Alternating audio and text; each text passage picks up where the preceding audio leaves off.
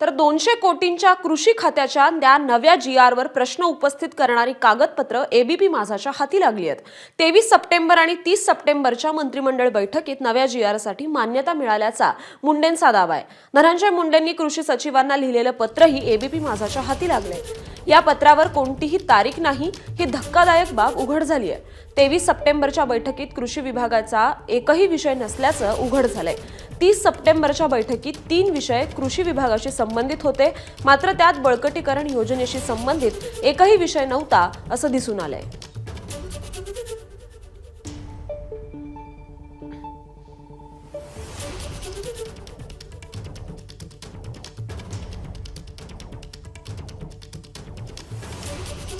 की 23 तारखेला 23 ऑक्टोबरला मंत्रिमंडळाची बैठक झाली, त्याच्यामध्ये एक ठराव मंजूर झाला।